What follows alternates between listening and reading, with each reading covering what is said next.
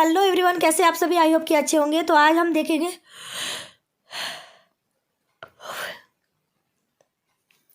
Hello everyone, कैसे हैं आप सभी? आई होप कि आप लोग अच्छे होंगे। तो आज हम बीएड का एक पेपर है शिक्षा में क्रियात्मक अनुसंधान, तो इसके हम कुछ महत्वपूर्ण लघुत्तरीय प्रश्नों को देखेंगे। तो वीडियो को पूरा देखिएगा। पसंद आएगी वीडियो तो वीडियो को लाइक करिएगा, शेयर करिएगा। चैनल पर नए हैं तो चैनल को सब्सक्राइब जरूर कर लीजिएगा। तो चलिए बिना देरी का शुरू करते हैं ये वीडियो।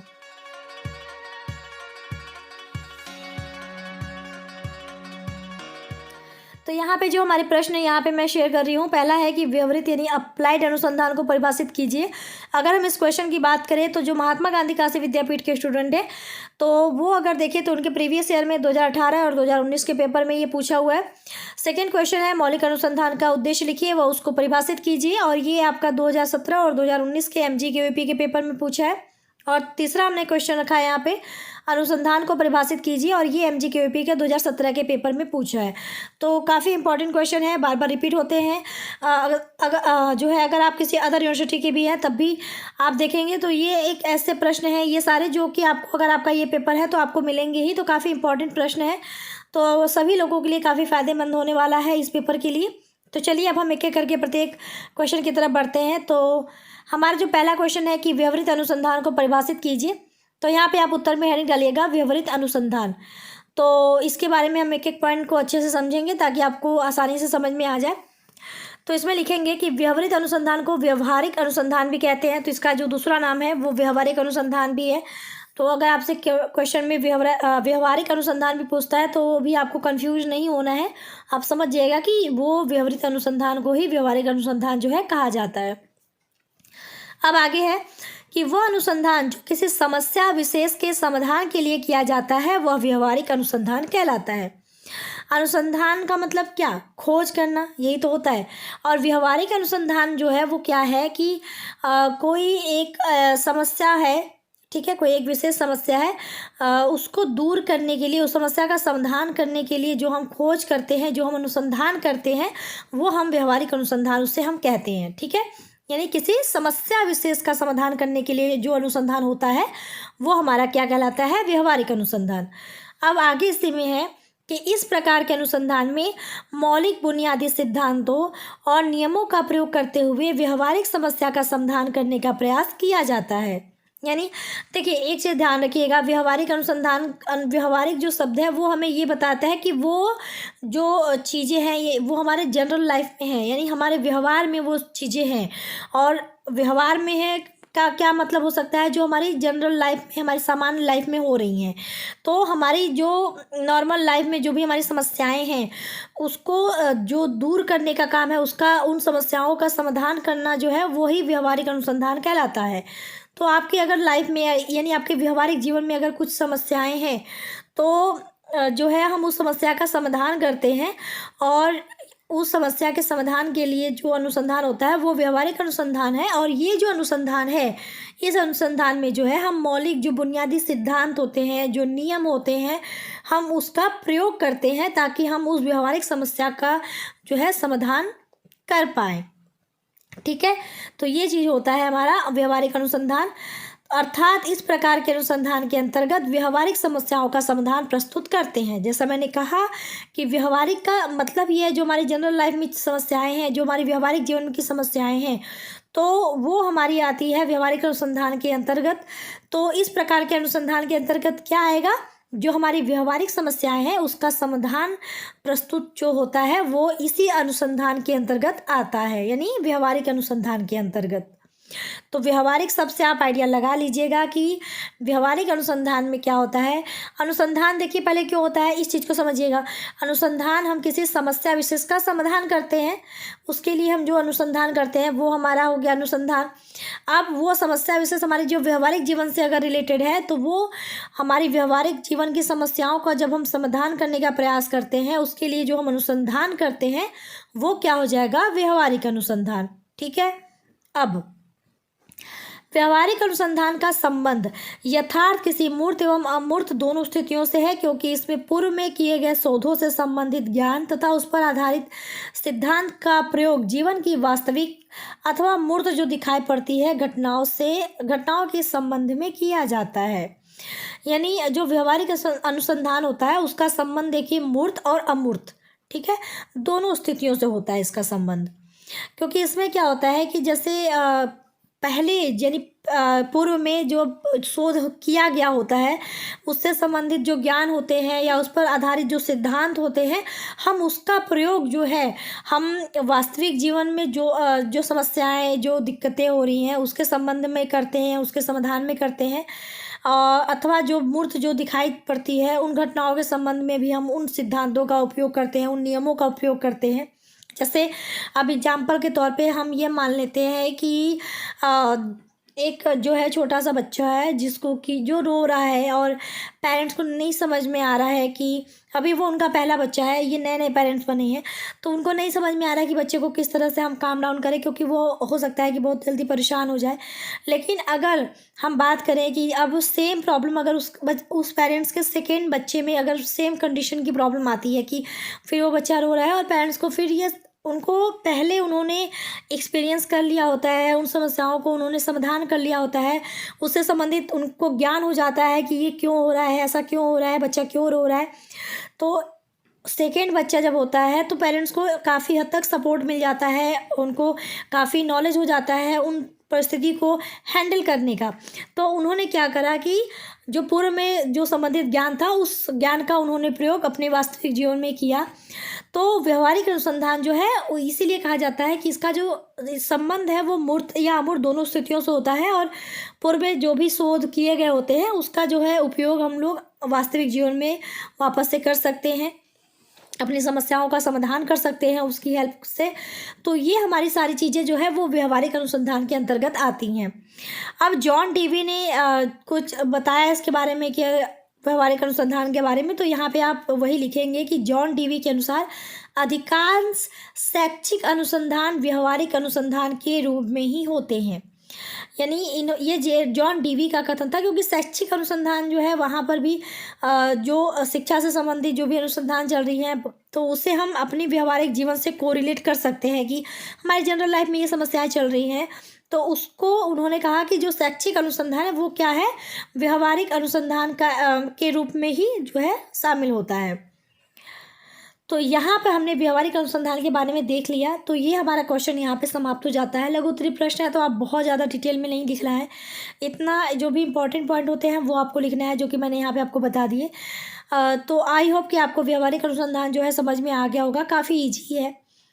और अब हम चलेंगे इसके सेकेंड क्वेश्चन पे। आज के वीडियो के जो हमारा सेकेंड प्रश्न था कि मौलिक अनुसंधान को परिभाषित कीजिए एवं उसका उद्देश्य लिखिए। तो अब बात हो रही है मौलिक अनुसंधान की, तो आप उत्तर डालेंगे मौलिक अनुसंधान का अर्थ, क्योंकि हमें इसका परिभाषित करना है तो हम इसके अर्थ और परिभाषा को देखेंगे, फिर हम उसके उद्देश्य को देखेंगे। तो मौलिक अनुसंधान को देखिए किन किन नामों से जाना जाता है। तो मौलिक अनुसंधान को आधारभूत या शुद्ध अनुसंधान भी कहा जाता है, ठीक है। मौलिक का मतलब इंग्लिश में हम इसे क्या कहते हैं, बेसिक। मौलिक को हम लोग इंग्लिश में बेसिक कहते हैं, और बेसिक का तात्पर्य हम लोग हिंदी में और क्या लगाते हैं कि ये आधार है। जैसे हमारा बेसिक लेवल क्या है, यानी हमारा आधार क्या है, तो वही चीज़ है, उसी से आपको आइडिया लगा के चलना है। इसके शब्दों से ही आप इसके अर्थों को बहुत अच्छे से समझेंगे। जैसे अभी आपने व्यवहारिक अनुसंधान को व्यवहारिक शब्द से समझने की कोशिश की, उसी तरह मौलिक अनुसंधान को भी हम इसके मौलिक शब्द से समझने की कोशिश करेंगे। तो मौलिक जो अनुसंधान है उसको हम और किन नामों से जानते हैं, आधारभूत अनुसंधान या फिर शुद्ध अनुसंधान। अब आगे इसे में लिखेंगे कि यह अनुसंधान भौतिक एवं जीव जगत के मूलभूत अथवा मौलिक प्रश्नों के समाधान खोजने का प्रयास करता है। यानी जो हमारा जीव जगत है, जो हमारा भौतिक जगत है, यानी जिस इन्वायरमेंट में हम रह रहे हैं, ठीक है, ये हमारा जो संसार है, जो हमारा ये हमारा वातावरण है, जो हमारा इन्वायरमेंट है, वो भौतिक जगत हो चाहे वो जीव जगत हो, ठीक है, तो उसके हम मूलभूत या मौलिक प्रश्नों के समाधान खोजने का प्रयास जो है हम इस अनुसंधान के अंतर्गत जो है करते हैं, ठीक है। यानी जैसे कि चीज़ें जैसे जीवन के अगर हम मूलभूत प्रश्नों की बात करें तो पानी कैसे बना, ठीक है, क्योंकि ये हमारे बेसिक जनरल लाइफ की चीज़ें हैं, ये हमारे जीवन की चीज़ें हैं, हमारे जीव जगत से जुड़ी हुई हैं। जो है हवा जो है बह रही है, या पानी क्यों जो है हमेशा पानी का जो फ्लो है हमेशा ऊपर से नीचे गिर रहा है, तो इस तरह की जो जो समस्याएं हैं, जैसे कोई भी चीज़ हम ऊपर से नीचे गिराते हैं, वो न्यूटन की जो थ्योरी हो गई कि या फिर जैसे कि हमने कोई भी चीज़ें ड्रॉप की तो वो नीचे क्यों आ रही है, इस तरह के जो भी जनरल जो लाइफ की, जो हमारे जीव जगत से जुड़ी है, जो हमारी भौतिक जगत से जुड़ी है, उसके रिलेटेड जो मूलभूत या मौलिक जो प्रश्न हैं, ठीक है, उससे उसके जो समस्या के समाधान है उसको खोजने का जो प्रयास है वो इस मौलिक अनुसंधान के अंतर्गत किया जाता है। ठीक है, अब मौलिक अनुसंधान के अंतर्गत आपको जिस तरह के बहुत सारे प्रश्न मिलेंगे, ठीक है, दिन रात क्यों होता है, चंद्रमा रात में चमक क्यों रहा है, ठीक है, पानी का बहाव ऐसा क्यों है, पानी क्यों जो है पानी जो है तीन क्योंकि स्टेजेज होती हैं, ठोस होता है, लिक्विड होता है, गैस होता है, तो वो किस तरह से चेंज हो रही हैं। तो एक जो मौलिक प्रश्न होते हैं हमारे जीव जगत के या भौतिक जगत के, जो मूलभूत जो बेसिक क्वेश्चन होते हैं, उन क्वेश्चन का जो है समाधान खोजने का जो प्रयास होता है वो मौलिक अनुसंधान के अंतर्गत होता है। तो आई होप कि आपको ये जो है समझ में आ गया होगा। अब इसी में आगे हम लिखेंगे, इस प्रकार के अनुसंधान का प्राथमिक उद्देश्य नए तथ्य, ज्ञान, नियम एवं सिद्धांत का प्रतिपादन करना होता है, जैसे गुरुत्वाकर्षण नियम, प्लवन का नियम आदि। अभी जैसे मैंने अभी आपको बताया ही ये सारी चीज़ें कि जो हमारी जीवन से, जीव जगत या भौतिक जगत से जुड़े हुए समस्याएं हैं, जो उससे संबंधित जो मौलिक प्रश्न हैं कि चीज़ें क्यों गिर रही हैं, तो क्यों गिर रही हैं, जैसे उसमें कौन से नियम आए, गुरुत्वाकर्षण का नियम आ रहा है, ठीक है, तो ये जो सारी इस तरह के जो नियम जो हैं और इस तरह के जो सिद्धांत है, जो नियम है, जो तथ्य है, उसका प्रतिपादन जो है हम इस अनुसंधान के अंतर्गत करते हैं। यानी जो ये अनुसंधान है उसका प्राथमिक उद्देश्य क्या है कि नए तथ्य का, नए ज्ञान का, नए नियमों, नए सिद्धांतों का जो है प्रतिपादन करना, जो हमारी भौतिक या जीव जगत के जो प्रश्न है, जो मौलिक प्रश्न है, उसको इन नियमों, इन तथ्यों या ज्ञान या सिद्धांतों की वजह से उन प्रश्नों का जो है समाधान कर पाएँ। इसमें आगे है कि इस प्रकार के अनुसंधान के माध्यम से प्रकृति के रहस्यों, घटनाओं एवं जटिलताओं को समझने, उनकी व्याख्या करने, उनका वर्णन करने, पूर्वानुमान करने तथा उन पर प्रभावी नियंत्रण स्थापित करने का प्रयास किया जाता है। तो अभी आपको मैंने एग्जाम्पल जो भी सारी चीज़ें बताई वो उससे आपको आइडिया लग गया होगा कि ओवरऑल इसमें हम करते क्या है कि इस अनुसंधान के माध्यम से हम जो भी चीज़ें हैं, प्रकृति में जो भी चीज़ें चल रही हैं, जो भी घटनाएं हो रही हैं, जो भी उसके रहस्य हैं, जो भी जटिलताएं हैं, सब कुछ उसका अनुमान लगाने का, उसको समझने का, उसकी व्याख्या करने का, उसको नियंत्रण करने का, जो भी ये सारी उस प्रकृति से रिलेटेड चीज़ें हैं, सब कुछ जो है इस अनुसंधान के अंतर्गत हम करते हैं। तो आई होप कि आपको मौलिक अनुसंधान का जो है अर्थ अच्छे से समझ में आ गया होगा। तो चलिए अब हम आगे बढ़ते हैं। अब यहाँ आगे आप क्या लिखेंगे कि मौलिक अनुसंधान के अंतर्गत समस्या का संबंध समस्या परिस्थिति से होता है तथा इसके अंतर्गत समस्या से संबंधित व्यक्ति कार्य नहीं करता, बल्कि इस अनुसंधान में अनुसंधानकर्ता को विशेष प्रशिक्षण की आवश्यकता होती है। ठीक है, यानी ये कहा गया है कि जो मौलिक अनुसंधान है इसमें जो समस्या का संबंध है वो हमारी जो जनरल लाइफ की कंडीशन होती है, जो हमारी प्रकृति में, जो हमारी रोज़मर्रा की ज़िंदगी से संबंधित प्रकृति की परिस्थिति की जो है सिचुएशन, उससे वो संबंधित होती है। क्योंकि हमारा ये जो मौलिक अनुसंधान है ये मोस्टली प्रकृति से ही रिलेटेड सब कुछ है। हमारी जो जनरल लाइफ की समस्याएं, जो हमारे आसपास के जीव जगत में, जो हमारे भौतिक जगत में हो रही है, उससे संबंधित, क्योंकि ये समस्याओं का समाधान हम इस अनुसंधान के अंतर्गत करते हैं। तो इसीलिए कहा गया है कि इसमें जो समस्या का संबंध है वो किससे संबंधित होता है, हमारी सामान्य परिस्थिति से होता है। ठीक है, और ध्यान दीजिएगा कि इसके अंतर्गत जो समस्या से संबंधित व्यक्ति होते हैं बल्कि वो कार्य नहीं करते। जैसे इसको आप ऐसा समझिए कि आप गुरुत्वाकर्षण का नियम, सब लोग उसको देख रहे हैं कि जो है एप्पल गिरा रहा है, एप्पल नीचे गिर रहा है, कोई भी सामान हम ऊपर फेंक रहे हैं लेकिन वो फिर भी नीचे गिर रहा है। हम यहाँ गुरुत्वाकर्षण के नियम की बात कर रहे हैं। ठीक है, तो लोगों के लाइफ में ये प्रॉब्लम चल रही है, तो क्या सभी लोग उस समस्या का समाधान कर रहे हैं? नहीं कर रहे हैं। उसके लिए कोई एक अनुसंधान करता होता है जो कि विशेष प्रशिक्षण जिसके पास है, उसने ये सिद्धांत बताया, उन्होंने ये सिद्धांत बताया कि ऐसा इस नियम की वजह से हो रहा है। तो इसीलिए कहा गया है कि इसमें जो समस्या से संबंधित जो व्यक्ति होता है वो कार्य नहीं करता है। अब वो एग्जाम्पल एक और हम लेके चलते हैं, कोविड का एग्जाम्पल लेके चल रहे हैं। इतनी बीमारियां फैली थी, तो कोविड सबके लाइफ में कोविड एक बहुत ही मेजर प्रॉब्लम था ना। कोविड का कोई ट्रीटमेंट नहीं हो पा रहा था। फाइनली जो एक विशेष प्रशिक्षण वाले व्यक्ति हैं, जो हमारे साइंटिस्ट हैं, जिन्होंने कोविड की वैक्सीन बनाई कि जो है इससे इम्यूनिटी थोड़ी बेहतर होगी। एग्जैक्ट दवा तो देखिए कोविड की नहीं है, लेकिन उसको प्रोटेक्ट करने के लिए, अपने आप को प्रोटेक्ट करने के लिए जो वैक्सीन वगैरह बनी, वो एक सामान्य इंसान नहीं बनाया। जिसके लाइफ में वो प्रॉब्लम चल रही है, उस इंसान ने उसका सॉल्यूशन नहीं दिया, बल्कि एक विशेष प्रशिक्षित जो टीम होती है वैज्ञानिकों की, वो व्यक्ति जो होते हैं, अनुसंधानकर्ता जो होते हैं, उन्होंने उसकी वैक्सीन जो है तैयार की। तो इसीलिए जो इसके अंतर्गत क्या होता है कि समस्या से संबंधित व्यक्ति जो है काम नहीं करता या कार्य नहीं करता, बल्कि अनुसंधान में अनुसंधानकर्ता को विशेष प्रशिक्षण की आवश्यकता होती है। कोई विशेष प्रशिक्षण जो है वाला अनुसंधान करता ही इस तरह की समस्याओं का समाधान जो है वो करता है। मौलिक अनुसंधान की प्रकृति आधारभूत रूप से सैद्धांतिक है, क्योंकि इसका एकमात्र उद्देश्य ज्ञान की प्राप्ति, ज्ञान में वृद्धि और शुद्धिकरण होता है।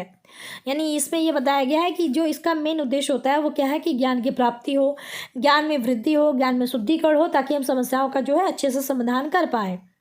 सत्य की खोज करना मौलिक शोध का प्रमुख लक्ष्य है, क्योंकि इसमें हम करते क्या है, जैसे कोई भी चीज़, कोई भी समस्या हमारी प्रकृति से रिलेटेड चल रही है, तो हम फाइनली क्या करते हैं इस मौलिक अनुसंधान में कि हम सत्य की खोज करते हैं कि ये चीज़ हो रही है तो क्यों हो रही है। ठीक है, तो आई होप कि आपको ये चीज़ समझ में आ गई होगी कि क्या अर्थ होता है मौलिक अनुसंधान का। बाकी परिभाषा यहाँ पे पीवी यंग के अनुसार मैंने रखा हुआ है कि मौलिक अनुसंधान उसे कहते हैं जिसमें ज्ञान का संचय केवल ज्ञान प्राप्ति के लिए किया जाता है।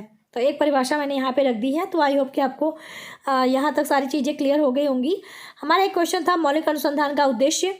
तो मौलिक अनुसंधान के उद्देश्य में लिखिएगा कि मौलिक अनुसंधान के उद्देश्यों को निम्न प्रकार से समझाया जा सकता है। पहला उसमें हो जाएगा कि मौलिक अनुसंधान का उद्देश्य किसी विशिष्ट समस्या से संबंधित प्रमुख कारण को ज्ञात करने में अधिक से अधिक मदद करना है, क्योंकि मौलिक अनुसंधान जो है वो हमारी जो भी प्रकृति से संबंधित जो भी विशिष्ट समस्याएं होती है, उससे संबंधित जो भी कारण है कि वो क्यों हो रहा है, किस वजह से हो रहा है, उसको जानने में, उसको ज्ञात करने में जो है अधिक से अधिक मदद करना है कि वो क्यों हो रहा है, किस वजह से हो रहा है, ये हम जान पाएँ। तो ये हमारा मौलिक अनुसंधान का एक प्रमुख उद्देश्य जो है कहा जा सकता है। दूसरा है मौलिक अनुसंधान का उद्देश्य नए सिद्धांतों की खोज करना है। अब जैसे हम कार्य कारण का पता, जो हम मेन कारण है किसी समस्या से संबंधित जो कारण होते हैं, अगर उसको हम जान लेते हैं तो उससे संबंधित हम कुछ नए नियम, कुछ सिद्धांत वगैरह जो है खोज करते हैं।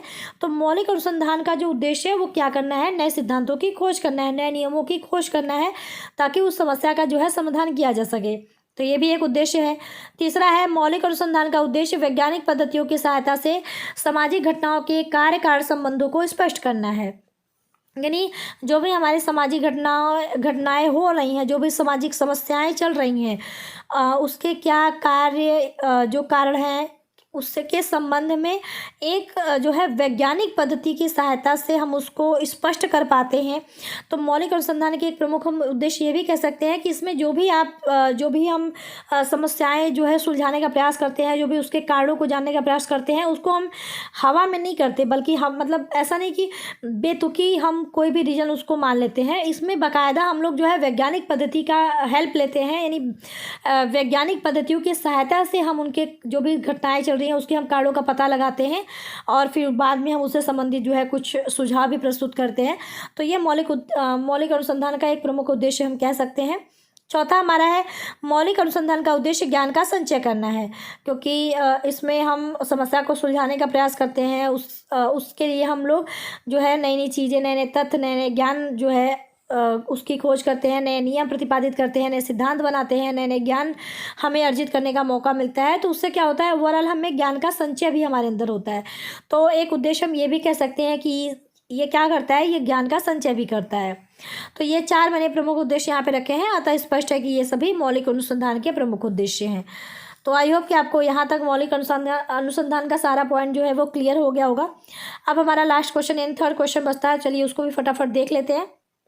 हमारा जो थर्ड प्रश्न है वो है अनुसंधान को परिभाषित कीजिए। तो यहाँ पे उत्तर में आप अनुसंधान, क्योंकि अभी देखिए आपने अनुसंधान बार बार आप लोग पढ़ रहे थे, तो सोचा अनुसंधान वाला भी आपको साथ में बता देते हैं कि अनुसंधान को आप लोग समझ जाइए। मैंने उसका अर्थ बता दिया, अनुसंधान का मतलब होता है खोज करना। ठीक है, तो आप थोड़ा सा, लेकिन अगर आपसे पूछेगा कि अनुसंधान को परिभाषित कीजिए, तो आप क्या यही एक लाइन तो लिखेंगे नहीं कि अनुसंधान का मतलब खोज करना, थोड़ा सा उसके बारे में आपको बताना ही पड़ेगा। तो यहाँ पे आप क्या लिख सकते हैं अपने उत्तर में कि अनुसंधान को अंग्रेजी भाषा में रिसर्च कहा जाता है। तो ये तो सबको पता है कि रिसर्च का मतलब अनुसंधान होता है, इंग्लिश में हम लोग रिसर्च कहते हैं। अब रिसर्च में री का तात्पर्य बार बार होता है तथा सर्च का अर्थ होता है खोज करना, ठीक है। तो अनुसंधान का मतलब होता है कि बार बार खोज करना। अब जैसे कोविड का मैंने अभी आप पीछे एग्जांपल दिया था, तो क्या अच्छा एक ही बार में जो है साइंटिस्ट सफल हो जाते हैं, एक ही बार में वैक्सीन बन जाती है, या फिर कोई भी साइंटिस्ट जो भी खोज करते क्या वो अभी ये पहली बार ही उन्होंने शुरू किया, क्या पहली बार में ही सफल हो गए? नहीं, वो रिसर्च करते हैं, वो बार बार उस चीज़ में लगे रहते हैं, सालों बिता देते हैं किसी एक चीज़ के खोज करने में। तो अनुसंधान वही चीज़ है कि बार बार जो है खोज करना। तो आप इसको रिसर्च से तोड़ सकते हैं। री मतलब बार बार, री का तात्पर्य होता है बार बार, सर्च का तात्पर्य होता है खोज करना। तो बार बार जहाँ पर खोज होता है उसे हम रिसर्च कहते हैं। अतः अनुसंधान वह प्रक्रिया है जिसके द्वारा अनुसंधानकर्ता किसी विषय को बार बार खोजता है। वह उसके माध्यम से वह उसके विषय में विभिन्न डाटा को एकत्रित करता है तथा उसके विश्लेषण के आधार पर उसके संबंध में अपना निष्कर्ष निकालता है। एग्जाम्पल चाहे तो आप दे भी सकते हैं, जैसे कोविड के एग्जाम्पल दे सकते हैं, उसमें जो वैक्सीन बनी, या फिर जो भी साइंटिस्ट लोग अपने अपनी रिसर्च जो है करते हैं। आप चाहे बल्ब का एग्जांपल लीजिए, चाहे आप न्यूटन की थ्योरी का एग्जांपल ले लीजिए, चाहे आप किसी भी थ्योरी का एग्जांपल ले लीजिए, जो साइंटिस्ट नए नए खोज कर रहे हैं।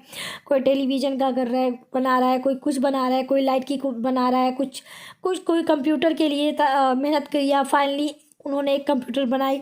तो ये जो प्रोसेस चल रही है, या फिर जो वैक्सीन बन रही है, कोई भी वैक्सीन बनती है, कोई भी मेडिसिन बनती है, कोई भी दवाइयाँ बनती हैं, तो उस पर साइंटिस्ट लोगों का कितना रिसर्च होता है, वो कितना ट्राई करते हैं, कितनी बार वो फेल होते हैं, लेकिन वो बार बार उस पर लगे रहते हैं। और वही है कि जब कोई अनुसंधान करता बार बार किसी चीज़ को में लगा हुआ है कि उसको उसका रिजल्ट खोजना है, तो वो बार बार खोजता है और काफ़ी बार वो फेल भी होता है।